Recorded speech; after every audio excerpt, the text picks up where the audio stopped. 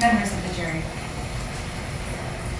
this case did not begin as a homicide investigation. But what matters is not how this case began, but how the truth ultimately emerged.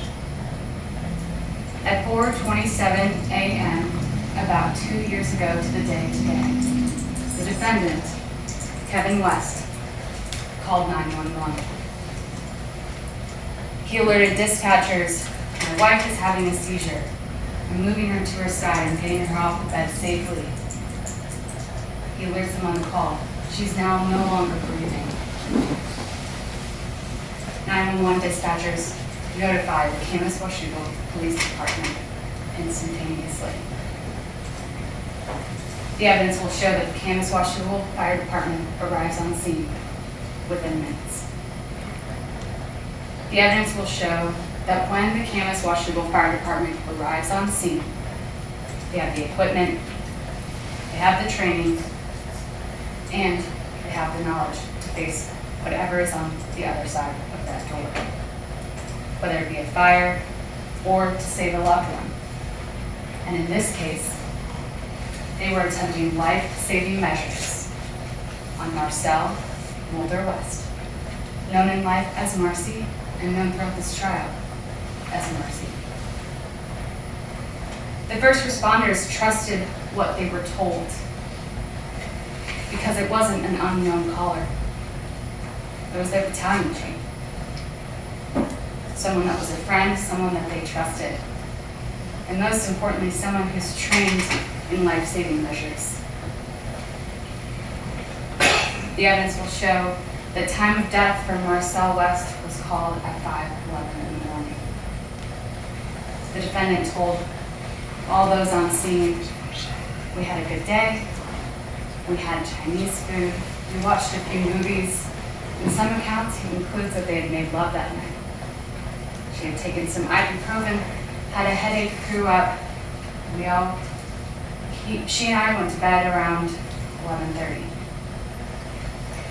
He wakes up to the dog whimpering, sees the wife seizing. She has no history of seizures. She has no medical history. Now, this is what he tells to Camas Washougal Fire Department, his coworkers and friends, and the Washougal Police Department, an agency that works very closely with the Camas Washougal Fire Department. And for a while, that explanation held. Given Marcy's age and no known issues with her health, the medical examiner took custody of the body. Now, you will hear that the initial examination, that there are several different types of examinations that can occur at the medical examiner's office. The medical examiner notes injuries, takes things together. But she also notes that they are getting information from trained medical personnel, a fire battalion chief with paramedic training of over 20 years. She's certainly not ready to say anything is suspicious or put what is going to be the result. And you also hear that the West family quickly arranged for Marcel West to be transported to Straub's funeral home. So as the body is leaving to go to Straub's funeral home, the medical examiner receives information from several sources, asking them to look into this, to look into it further. So upon bringing the body back, a second examination, more thorough examination is done. Now this examination will cut further onto the neck and cut further onto the head, something that from the testimony you will hear damages the face. She peels back more and notices injuries. Dr. Burt will testify that there was damage to the carotid sheath that covers your carotid arteries. There was damage hemorrhaging to the esophagus. There was bilateral bruising behind the ears. And that when the scalp was peeled back, there was a large contusion between the skull and the scalp. Those constellation of injuries, including other injuries that Dr. Burt will testify to, are those of vascular strangulation. Now, there are two ways in the testimony and evidence that you will hear that someone can be strangled. There's the strangulation that cuts off the airways, and a type of strangulation, a vascular strangulation, that cuts off the blood's access to the brain. We anticipate the evidence and testimony will show that the pressure on the carotids does not take much time for someone to pass out. However, it will take minutes in order for that person to die. Now, due to the appearance of impropriety, the investigation is handed off to the Clark County Sheriff's Office. It was then investigated by major crimes detectives Dean Tellison and Lawrence Zapata. Now, they interviewed the defendant on January 23rd, 2024, and he tells them the same story. A happy day, happy marriage, some bumps down the road here or there, but he's never going to leave Marcy. I love Marcy, she's a great mom. Now, the evidence will show at that time detectives took Marcy's phone and they began the investigation of the forensics surrounding the scene, particularly phone forensics. Marcy's phone will show that her last search was at 12:09 a.m. on January 8th for mother of the bride dresses.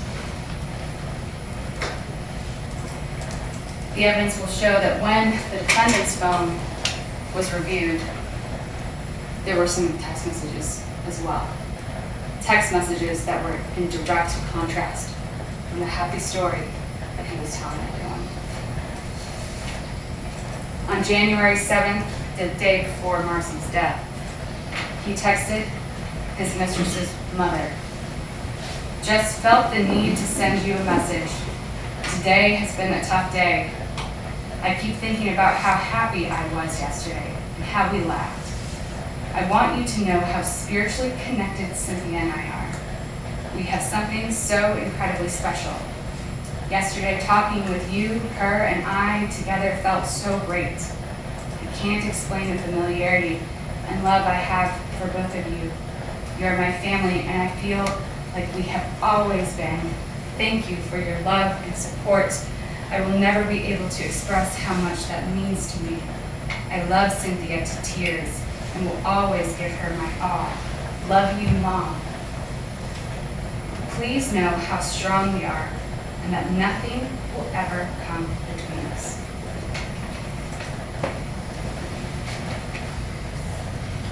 Now, after he met with Clark County Sheriff's officers, the testimony and evidence and phone data will show that he deleted those messages.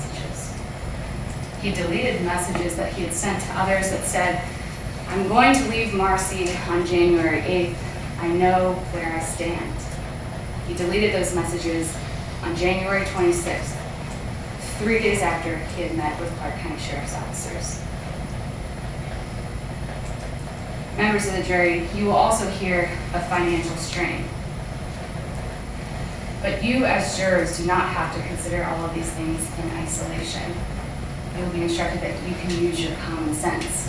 We all know that things don't occur in a vacuum. People experience financial strain.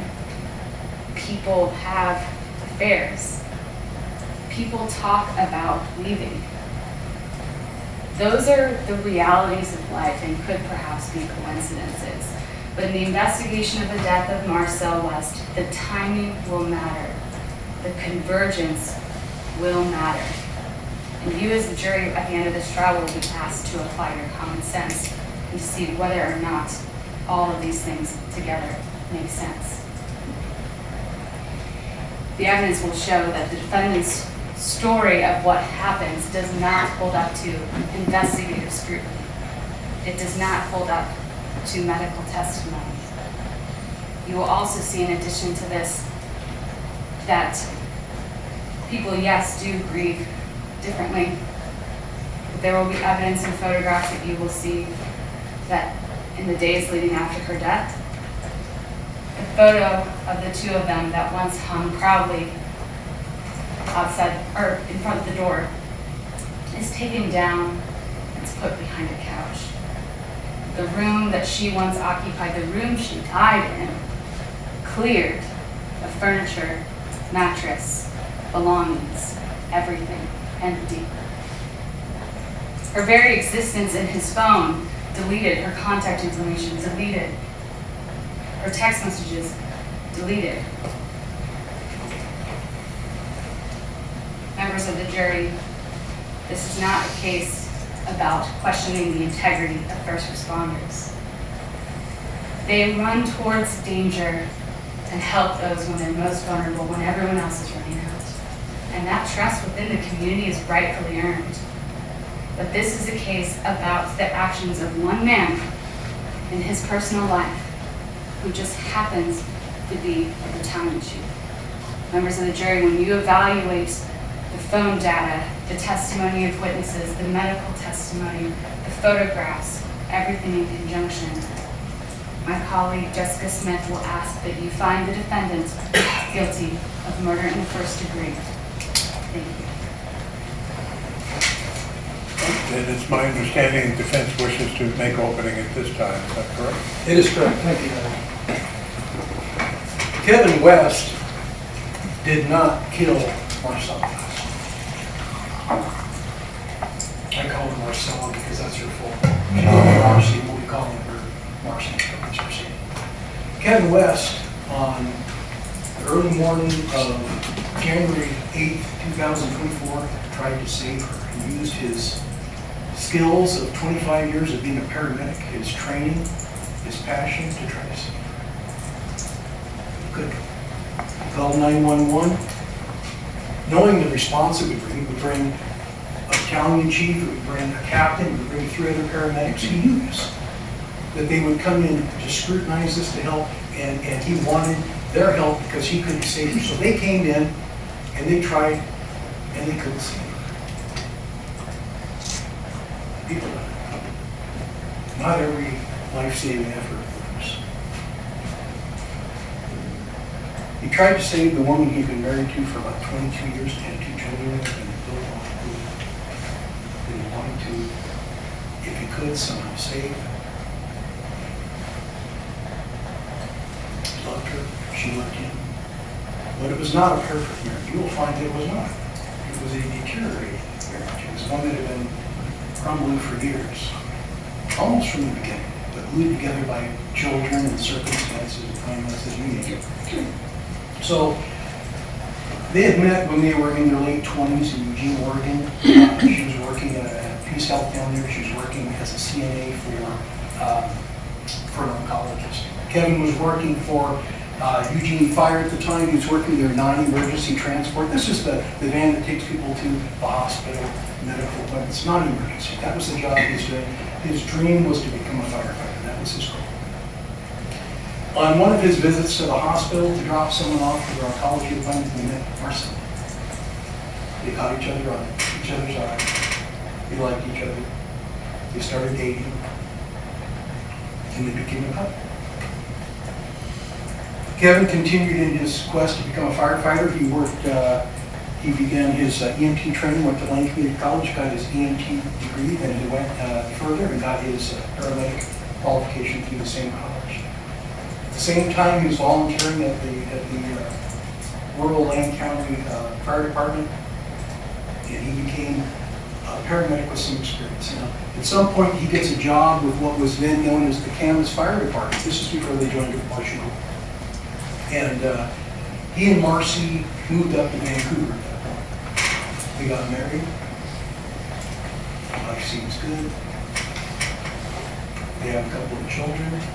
Kevin's working his way up the ladder, working hard at the fire department. Marcy is now working at Peace Health up here in Vancouver. But things change. After the birth of their first child, Ted, they have 2 kids, Ted and Megan. You'll meet both of them, wonderful kids. After the birth of their first child, Ted, Marcy loses all interest in intimacy. Not an uncommon thing. Sometimes. But it causes a real strain on the relationship. It causes them to grow apart. They have different personalities. Marcy's very reserved. Marcy was not a very sociable person. Marcy did not like to go to social functions. Kevin did. He's the opposite. He's outgoing, he's outspoken, he likes people, he loves people, he wants affection. And he's not getting that back. So at some point at the fire department, there's a volunteer there. Her name is Cynthia Wolfer. And they develop a friendship. It progresses into more than a friendship. They have a brief affair. A strong connection. It runs its course briefly, and then they're off after that. Cynthia moves away. Kevin continues his life with his wife, working his way up the ladder. Marcy keeps working at the hospital. She's working as some kind of administrative position at ER at Peace Health. Kevin works his way up the ladder. He goes from paramedic firefighter to being captain, and at some point becoming the battalion chief, one of the battalion chiefs there. But their marriage continues to crumble. But it's like everything. It ebbs, it flows. Sometimes it's good, sometimes it's not so good. Sometimes there's hope, sometimes there's not. And over the years, Kevin's not getting that attention that he wants, that kind of love that he wants to feel. So, in about July of 2023, this is about 6 months before Marcy passes. This is kind of the 6-month time frame that's important. He reaches out to Cynthia, finds her on Facebook. Hey, how you doing? Been a while, remember me? Oh, sure, I remember you. They start trading messages. They develop a friendship again online. At some point, they meet. They don't meet personally until late August. The relationship's going pretty fast. They meet, they renew their affair. They don't see each other very often because they live a ways apart, and they see each other about once every month or so. This is a relationship that Kevin is keeping secret from us. Holding out the hope that perhaps someday that relationship could be repaired, but perhaps not. He hides it. He deletes his messages. He communicates on WhatsApp. He does the things that a spouse does to keep a relationship like that private. But again, it rises, it falls, and there was a time when it was really frosty, some really bad, snippy messages going back and forth. It doesn't look good, but every once in a while it gets better. And here's what happens. Right around the end of the year, after Christmas of 2023, suddenly there's a pretty significant fall in the relationship. The messages become kinder. The tone warmer between the two of them. There's something. Now, as a backdrop to this, right around the very beginning of January, would have been about January 2nd or 3rd, Megan, who's now first-year pre-med up at the University of Washington, did really well in school, got scholarships when I was there.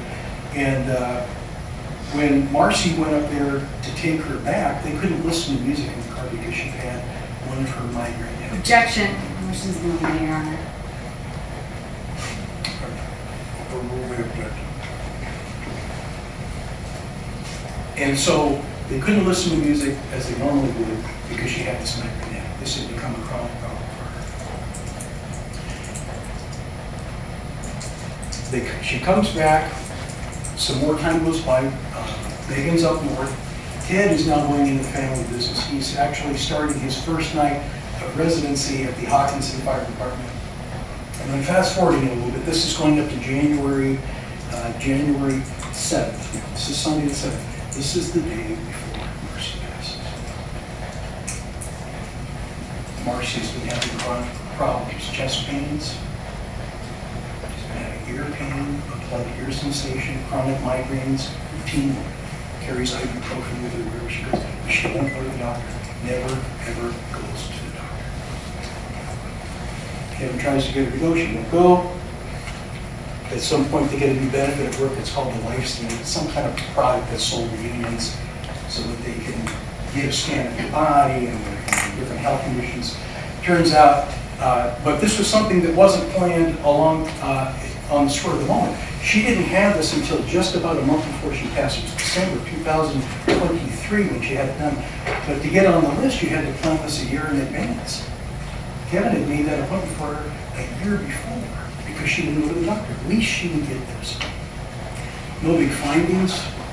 Fatty liver. She had PVC, which is a pre-ventricular contraction, which is a heart condition that is not, from what you'll understand, is not typically fatal, not typically a big concern. A lot of people have it. And that's all they found. So now here we go, we're on the 7th. And this is the last day Ted's in the house. Kind of an exciting time for him because he's going over into the fire department for the first time. And that morning, Kevin gets up in the morning like he always does early, makes his coffee, does whatever he does, he's in the living room, and the house is laid out. You'll kind of get the feeling for it later. It's a 2-story house, pretty big.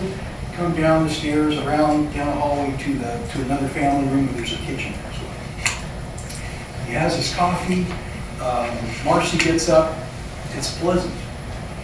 She's searching for things related to their daughter's upcoming wedding, which is going to be in July or August of that year. Exciting times. This is what everybody's looking forward to. She's also searching for places for Kevin and her to go on his birthday, which is on January 18th. It's just a couple weeks away. This is their friend of mine. Ted makes pancakes for the family when he was a kid. And it's a really nice one. That afternoon, Ted and Megan play a family card game called Spike and Mouse. Self-made, I've heard of it, but they play this game. Ted's a big winner, so it's kind of an exciting afternoon. It's a very nice, warm feeling, one that Kevin hasn't seen in a long time. And so, toward the afternoon, Ted goes to work. Kevin says, hey, let me go get some food. We'll eat some food, we'll do some takeout, we'll watch some movies and have a nice evening. Okay, sounds good. He goes down to, I don't know if you're familiar with Washugo, toward the east end of Washugo, there's a Safeway, there's a plaza, there's a restaurant in there called Ichi. It's a Japanese restaurant. He goes down there, they're not open. So he sends her a text, they're not open, what do you want to do? Then there's a phone call. And he says, okay, I'm going to go to the Chinese Garden, Chinese Cafe, whatever it is, it's that one in downtown Washugo. And he picks up lemon chicken and noodles for Marcy. That's her favorite thing. He comes home. It's just the two of them. They eat food. They start streaming. We stream a couple of movies. Several hours go by. Kind of like old times. They've only been intimate maybe every month, a month and a half or so, sometimes every few weeks or so, but very, very rarely. And this day, they felt close. Sometime in the evening, they went upstairs together to their bedroom.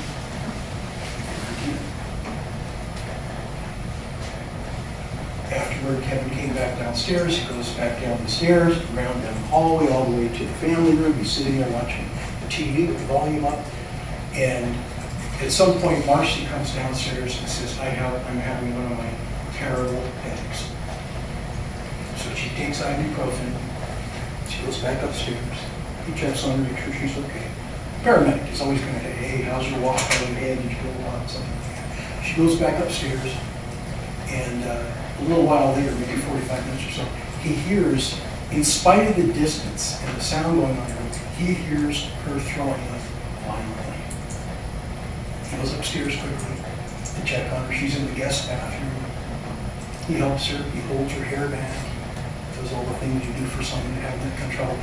She throws up violently for a solid minute. And then she goes to bed. Kevin goes back downstairs for a while. At some point, he goes up to bed too.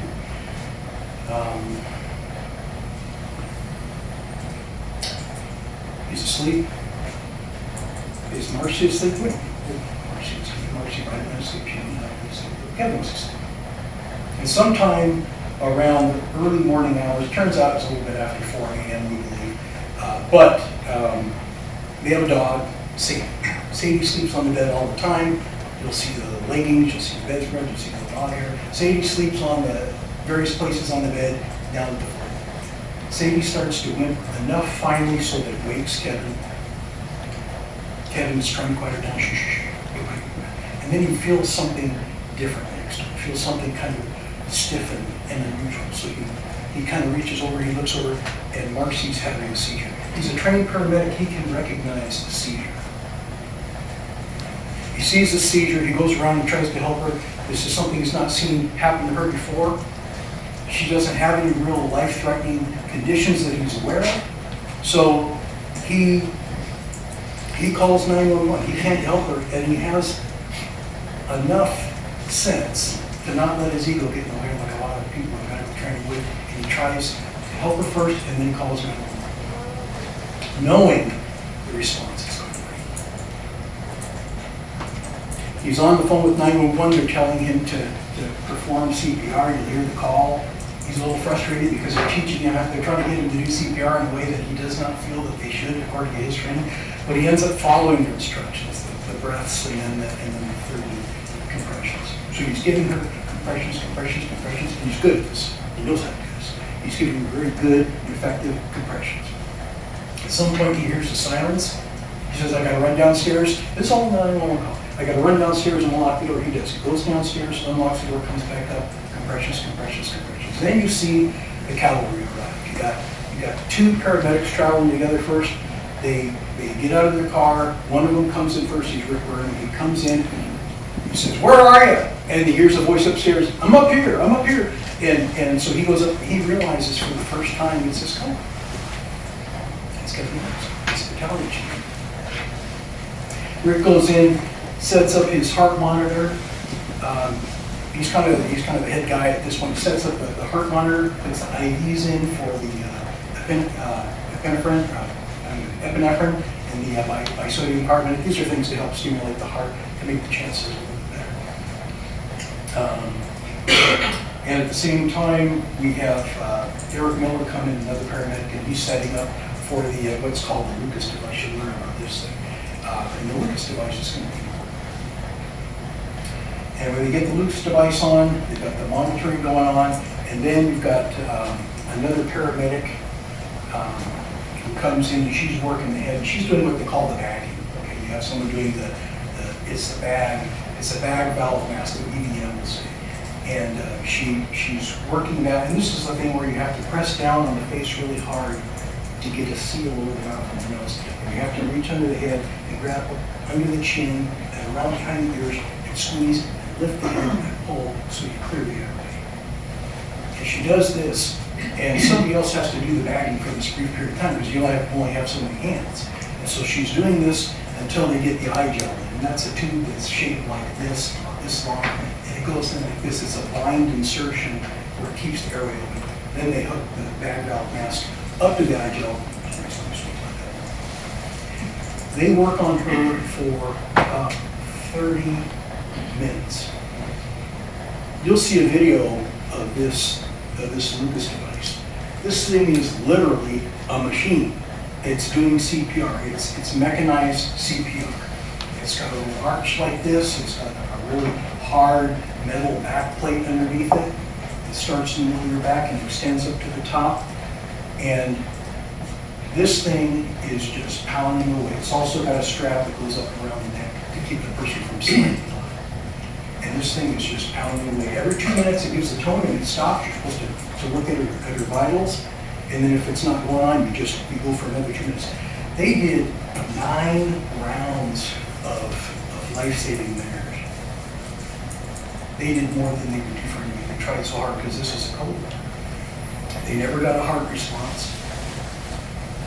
It appears that she may have been dead when they got there. She may have been dead when Kevin woke up in the middle. When Kevin was first trying to find out if she was breathing, it was very dark to find out that the lights weren't working in the bedroom. It had like one of these weird remotes. It's a fan light that didn't work for some reason. And so he couldn't see, he couldn't watch the chest rise. He thought she was breathing at first, and she appeared not to be breathing. So after all these efforts, at 5:11 a.m. on January 2024, Marcy West is murdered.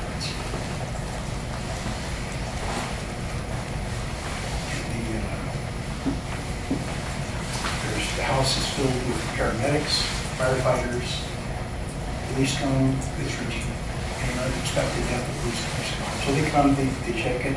It is a Washougal police, and council is absolutely right. They had to send it off to a different one just to avoid the appearance of impropriety. Just didn't want to look like they're treating one of their own better than others, so that's what they do.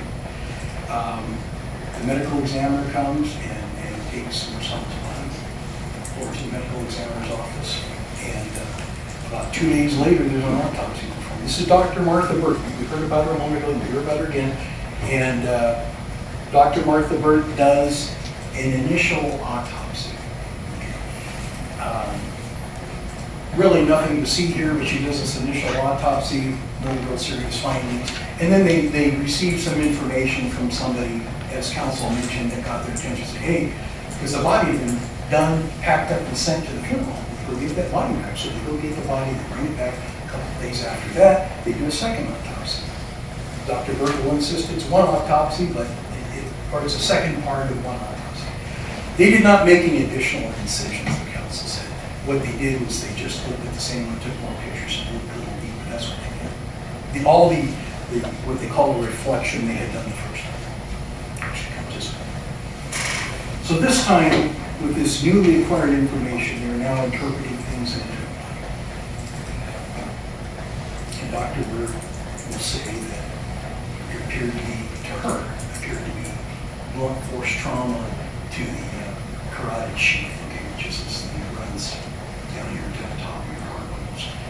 And all the damage, all the tissue damage is kind of low to the neck, from the top of the neck. And you also learned that on the 7th, before Ted left, he gave her one of these incredible Ted West massages. I should have mentioned that earlier. He gave these massages where he would rub really hard. He would stick his elbow in and just dig until people said, okay, that's enough. Everybody wanted more and more and more. He gave everybody massages. He was famous for this. He gave Kevin massages. He gave Marcy massages almost every day. All of his female cousins and sister gave everybody these incredible massages. But they see this damage, and Dr. Burt has to go just off what she sees and what she's heard. Can't talk to a person. So she sees no other cause that she can think of that she identifies. So she calls it asphyxiation, and she deems it a homicide. That is her job. Those are her guidelines. That's what she had to work with. It is a guess. So police are notified. Clark County Sheriff's Office gets sent in. It's Dean Tellison and Lawrence Zapata are kind of leading the charge on this. At some point, they show up at Kevin's house unannounced on January 24th, I think it was, 2024. He didn't know they were coming, but he invites them in. He sits down for a long interview, shares all this information. No, she never had any medical conditions. No, she was healthy. I don't know anything. Couldn't make any reason for why this might occur. Thank you very much, sir. They leave. And then they come back about a week later, and they do it again. They show up unannounced. He invites them in, sits down for another one. He has all these chances, and they're telling him, we found all this deep tissue damage. How can you explain that? I said, I don't know. She didn't have any medical condition. So that's how we started, ladies and gentlemen. There's a lot of talk about direct and circumstantial evidence. It's all circumstantial, all. And it does not add up to proof beyond a reasonable doubt. At the end of this, ladies and gentlemen, I will be coming back here, and I'll be asking you, based upon everything you've listened to so carefully for the past couple of weeks, to render a verdict of not guilty in this case.